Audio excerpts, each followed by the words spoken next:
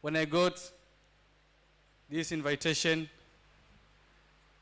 being a member of this society, I felt it's important for me to participate in this, and that's why I've spared some time out of office to be with you here. So I'm glad the house is full, which means that the economists are out here ready to participate in the national development. But one question that I have been asking myself is the relevance of economists in this country. Are we relevant or irrelevant? Relevant, but we are not relevant. We are not contributing to the growth, to the economic growth of this country as we are supposed to. What are the challenges? Then this congregation must come up with solution to that problem.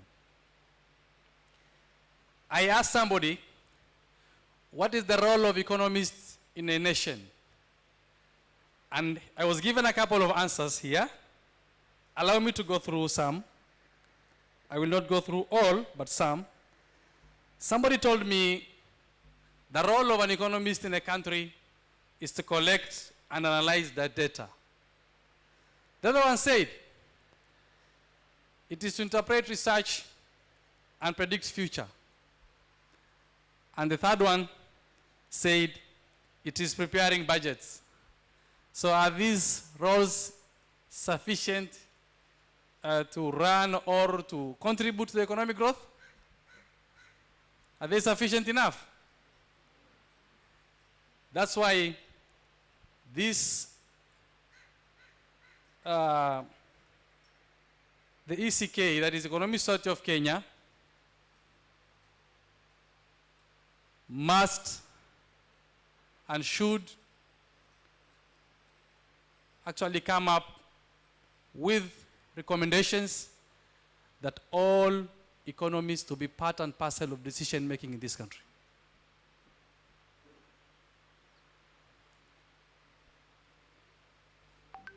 So if economists become part and parcel of decision making in this country, then I'm sure I'll be able to have our sound, we'll be able to have our right foot in the process.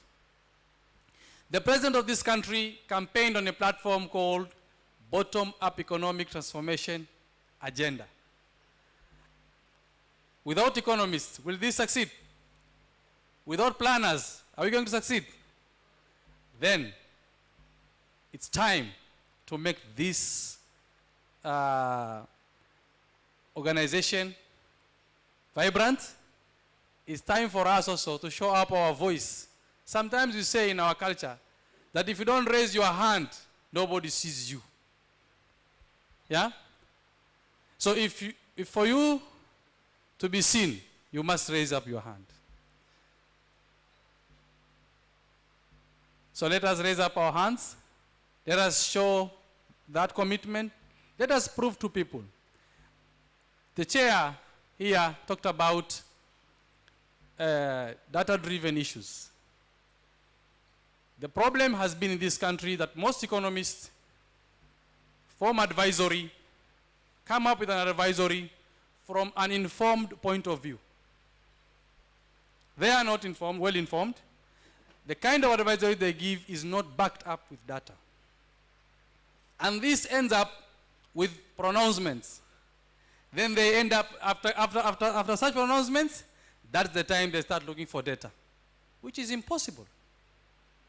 And that's why you see most of the value chains proposed by some individuals somewhere are not working. Why? Because you propose a value chain that is not backed up by data. So let us come up with advisories that are backed up with data. Let us come up with advisories that are backed up with data, information, the right information, which will end up coming up with what we call a data-driven decision making.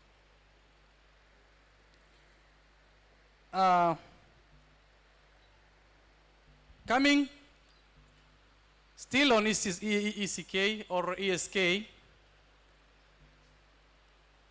There is a proposal, I think, on anchoring this society on its own act of parliament.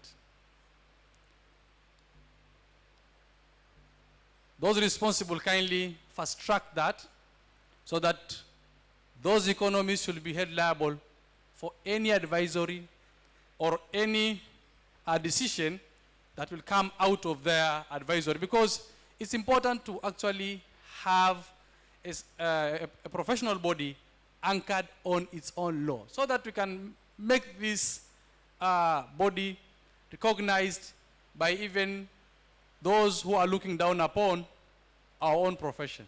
So as an economist, I'm not happy standing here being in a society that is not anchored in its own acts of parliament. So let us support that initiative. Let those responsible push for it so that we can have this anchored on its own act of parliament and become a law. Economists have always played a role in developing the country, in budget policy making, in project development.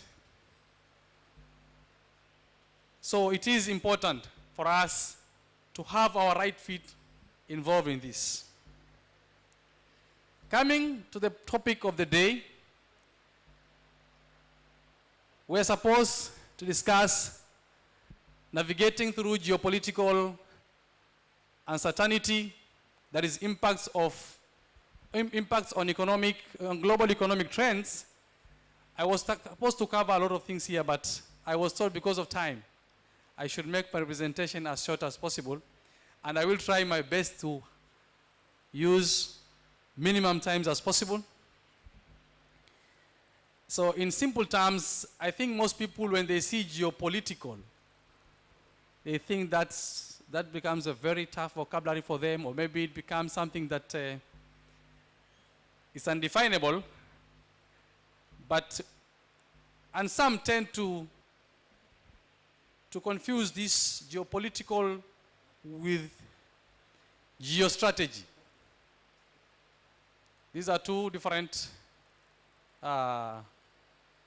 words. To put it in simple terms, geopolitical uncertainty refers to the unpredictable nature of the international relations on global businesses.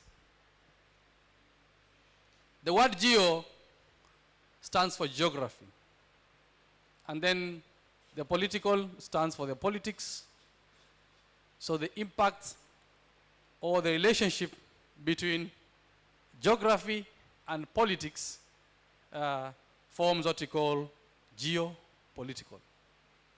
So we want to study, we want to see the impacts of that uncertainty on economic trends. Coming to geopolitical uncertainty, we talked about, we're saying that it has actually given us a warning on interconnected vulnerabilities and interdependence, which leads to increased friction as well as common tactic problem and solving a shared outlook. So my presentation is talking about prospects and intersection of geopolitics and dynamics, geopolitics dynamics and global economic trends.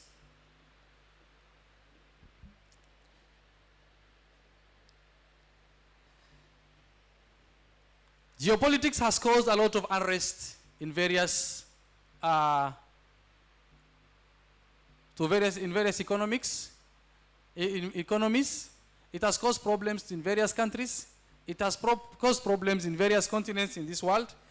So that uncertainty, that level of unpredictability, it has actually caused problems to many businesses.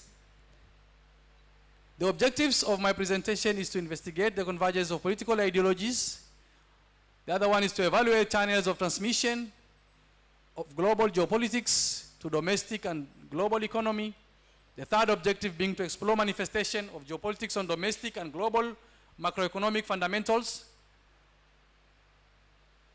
Last one is to explore signs of vulnerabilities of global economy to geopolitical uncertainty.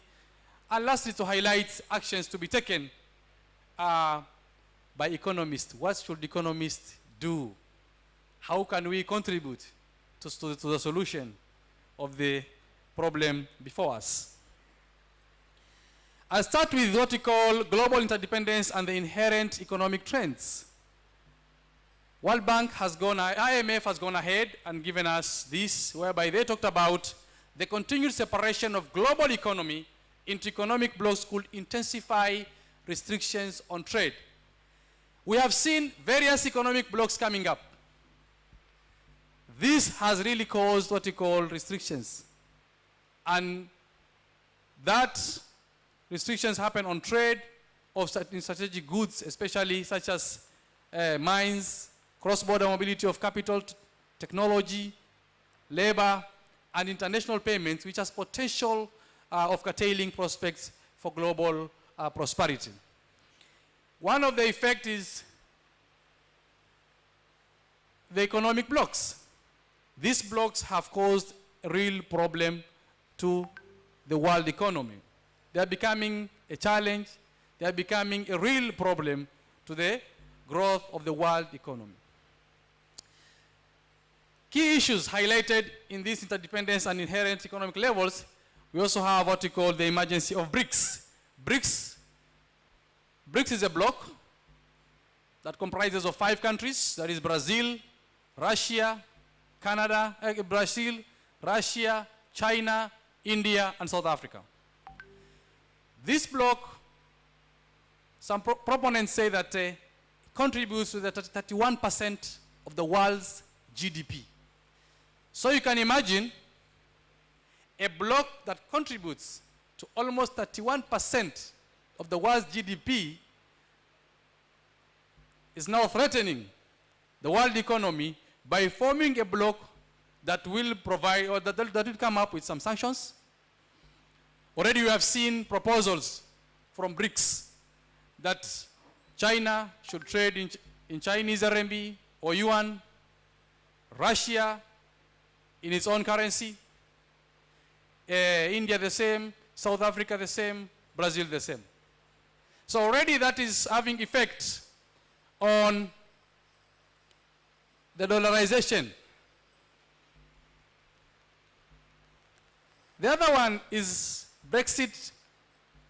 Brexit also has given us a warning on ramifications in the Europe. And the other block is North Atlantic Free Trade Area, which is now replaced by United States, Mexico, Canada agreement. This one aimed at removing trade walls between the US, Canada, and Mexico by creating another center of economic power and global bloc. Fourth one, we have ASEAN. ASEAN is an association of Southeast Asian nations. This one also is shifting trade now from west to east. So it's already having its own effect, and we'll discuss it in the next slide. We also have growth of our own East African community with recent entry of countries such as DRC. So all these are actually part of the global interdependence and inherent trends. So another one, key issues that are raised in these trading blocks. What are these key issues? I've said one is shift in global dynamics leading to global geopolitics uncertainty. It has caused a lot of uncertainty. We don't know what will happen next. We don't know what will happen when East African community comes up with a unitary currency. Yeah? It's already causing a challenge to us. So we don't know what will happen next. Another one is modifications of global way of doing businesses, which signal is uncertainty. We also have intensification of block trade restrictions, as we have discussed. And the other one, a more liberalized global trade pricing mechanisms, meaning greater uncertainty. So you can see the gap is widening. As we are forming these blocks, then that gaps keep on widening, and that uncertainty poses a great risk and danger to us. Then we have what we call geopolitical conflicts and global economic trends. We have seen how Ukraine-Russia war has caused problems even to our domestic economy. We were struggling with fuel 1 year ago. We were struggling with some food items, especially on importation of food stuff. Why?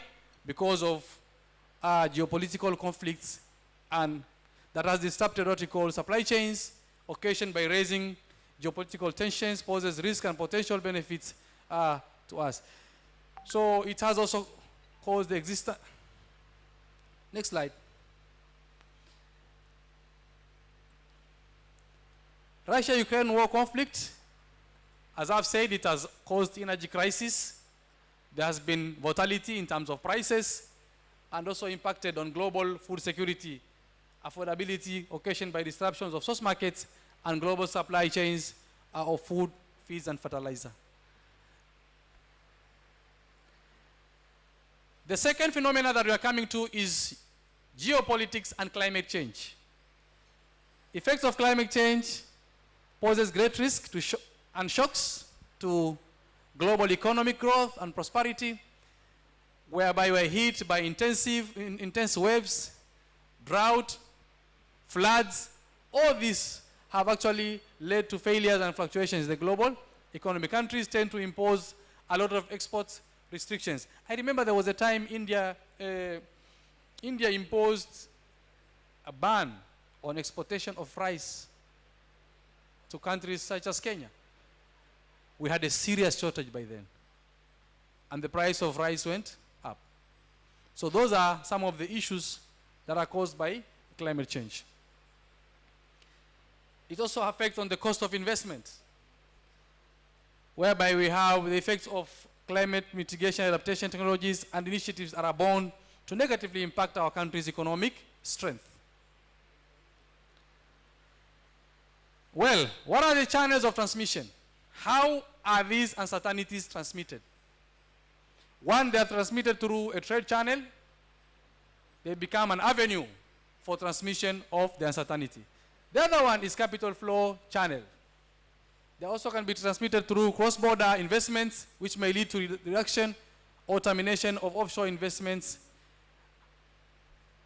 Third, they can be transmitted through labor migration channel, where labor and work is also affected or blocked. And the other one, the fourth one, is through commodity prices channel.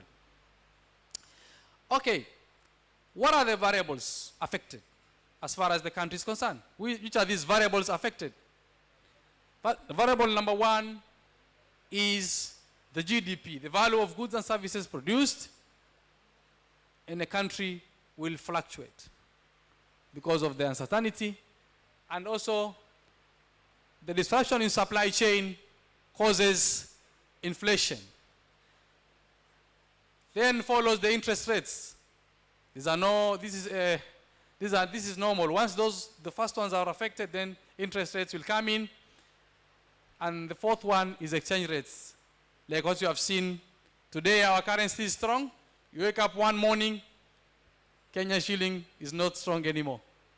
So those uncertainties actually are caused by geopolitical uncertainty. What next? What should we do? First of all is to detect the vulnerabilities before this crisis happens and look at the early signs of distress in the economy. It starts with falling values of financial assets. Our financial assets, first of all, will fall. The banks will not do well, as we have seen now. Like our private sector is not doing very well. One of the issues being what? Being crowding out effect. They have been pushed out of the market. So the markets have actually been a reserve of the big boys. We also have declining business and banks, markets liquidity challenges, assets quality and value fluctuation, and sensitivity of market to exchange rate fluctuations. Important points to take home for economists. One, there is no one size fits for all solution. Every problem has its own unique way of handling or solving. So we should think outside the box and analyze critically